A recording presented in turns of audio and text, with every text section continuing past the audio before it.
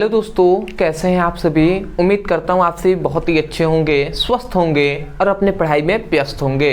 तो लेकर आ गए हैं हम फिर से क्लास 12 फिजिक्स का मोस्ट इम्पॉर्टेंट टॉपिक जो आपके बोर्ड एग्जाम में बार बार पूछ लिया जाता है, जो है प्रकाश का विवर्तन।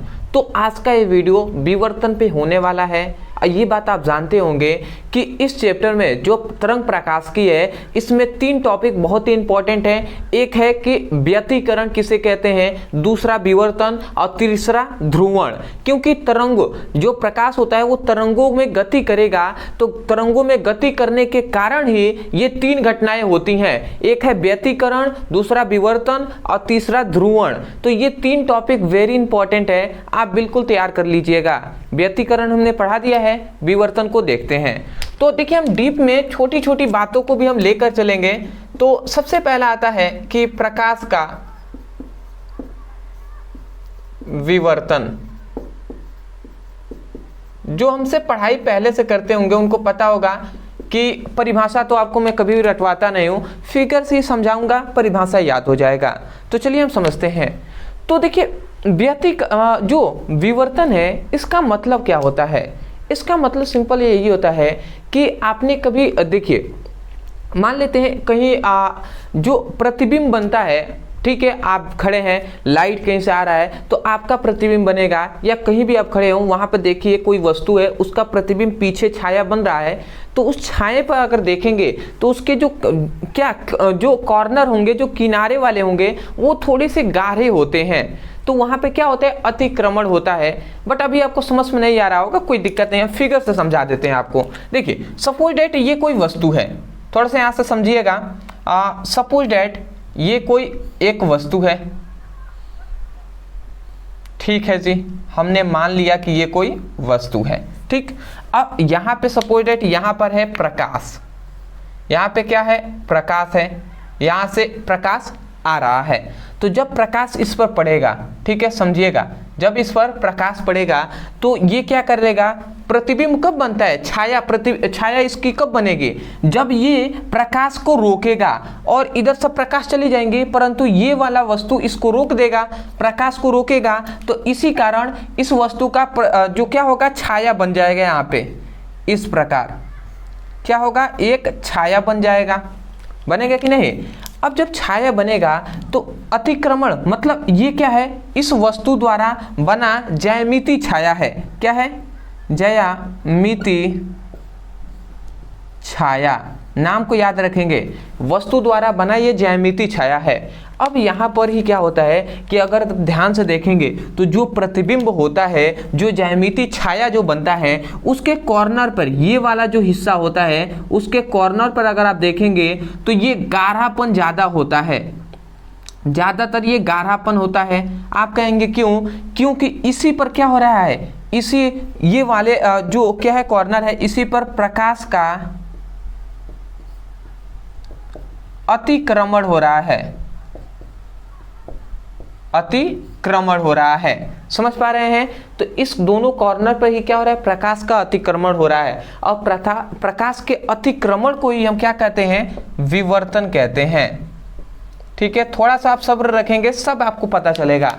तो देखिए, हमने आपको क्या समझाया, हमने समझाया कि एक वस्तु है तो वस्तु द्वारा क्या बना है, ज्यामिति छाया बना है।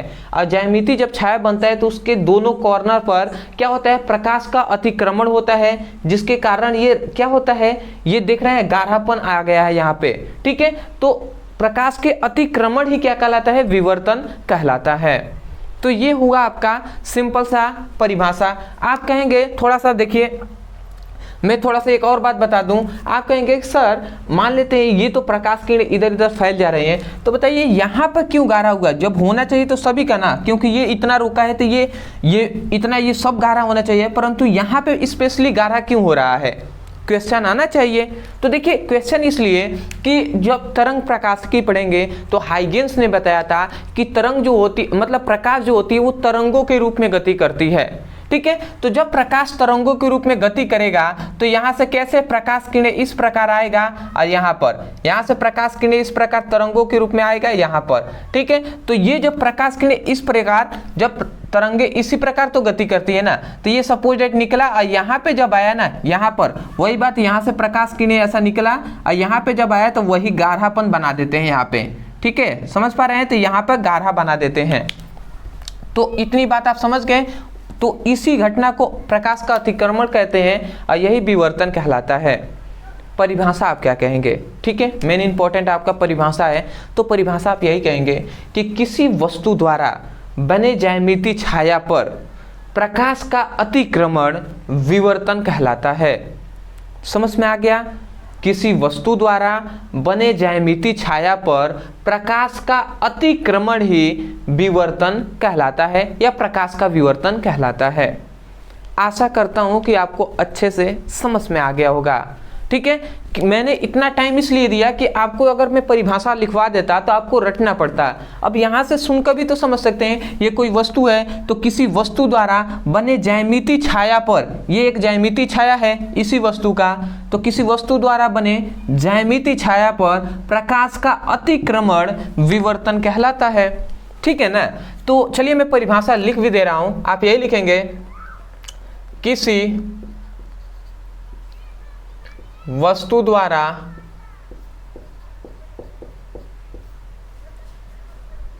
बने ज्यामितीय छाया पर प्रकाश का अतिक्रमण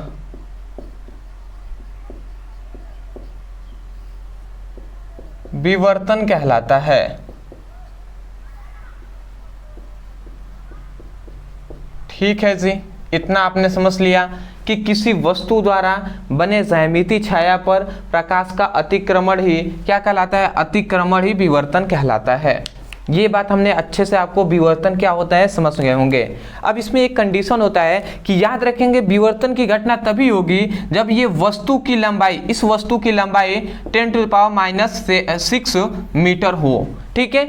इससे कम हो सकता है, परंतु इससे अधिक अगर वस्तु होगा, इससे अधिक लंबाई की वस्तु होगा तो उस पर विवर्तन की घटना होगी ही नहीं, ठीक है। मतलब बड़ी वस्तुओं पर विवर्तन की घटना नहीं होती है, जो जितना छोटा होगा वहां पर विवर्तन की घटना उतनी ही अधिक होगी। ये हुआ विवर्तन। अब विवर्तन में आपको दो प्रकार भी लिखना होता है इसका, तो यहाँ पे मैं लिख दूं विवर्तन के प्रकार। तो देखिए विवर्तन के कितने प्रकार होते हैं? विवर्तन के मुख्यतः दो प्रकार होते हैं। एक होता है फ्रेनल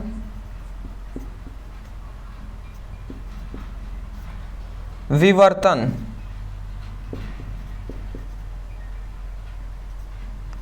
ठीक है। तो फ्रेनल विवर्तन किसे कहते हैं? तो देखिए फ्रेनल विवर्तन किसे कहते हैं, अगर सिंपल में हम कहें तो ऐसा विवर्तन, मतलब ऐसा विवर्तन जिसमें क्या होता है, स्रोत और पर्दे के बीच की दूरी सीमित दूरी पर हो। मतलब ये क्या है, स्रोत है, और ये है क्या है, पर्दा, आप वस्तु भी कह सकते हैं। तो हमने यही कहा कि ऐसा विवर्तन, मतलब विवर्तन की ऐसी घटना जिसमें स्रोत और पर्दे के बीच सीमित दूरी पर हो। मतलब स्रोत तथा पर्दा सीमित दूरी पर होता है, कम दूरी पर होता है, तो उसे ही हम क्या कहते हैं? फ्रेनल विवर्तन कहते हैं, ठीक है। मतलब यहाँ पे हमने क्या बताया इसका परिभाषा, कि आप लिख सकते हैं कि मैं शॉर्ट में लिख दे रहा हूँ कि आप क्या लिखेंगे, पर्दा मतलब स्रोत, ऐसे में लिख दे रहा हूँ। चलिए मैं डायरेक्ट ही पूरा अच्छे से लिख देता हूँ। आप लिखेंगे ऐसा विवर्तन जिसमें, तो आपको दिक्कत हो सकता था, जिसमें क्या होता है, स्रोत तथा पर्दा सीमित दूरी पर हो, सीमित दूरी पर होता है, उसे हम क्या कहते हैं? उसे हम फ्रेनल विवर्तन कहते हैं। फ्रेनल विवर्तन,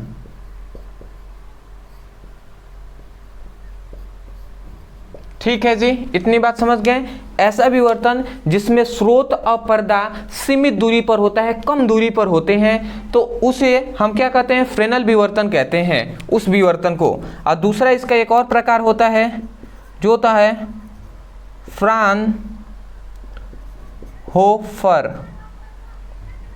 फ्राउनहोफर विवर्तन।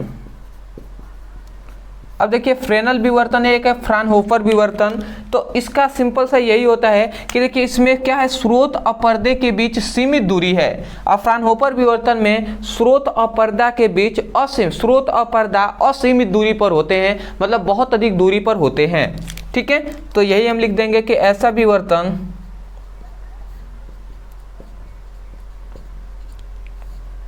जिसमें स्रोत तथा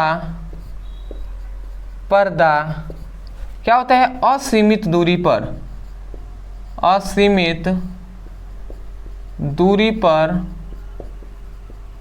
होते हैं, उसे हम क्या कहते हैं, उसे फ्राउनहोफर विवर्तन कहते हैं। ठीक है जी, इतनी बात समझ गए कि फ्रेनेल विवर्तन किसे कहेंगे, जब स्रोत और पर्दा सीमित दूरी पर होगा, कम दूरी पर होगा, फ्रेनेल विवर्तन। और फ्राउनहोफर विवर्तन जब स्रोत और पर्दा असीमित दूरी पर होता है, बहुत अधिक दूरी पर होता है, तो उसे हम फ्राउनहोफर विवर्तन कहते हैं। तो ये हुआ आपका विवर्तन टॉपिक कंप्लीट। तो विवर्तन अच्छे से आपको समझ में आ गया होगा।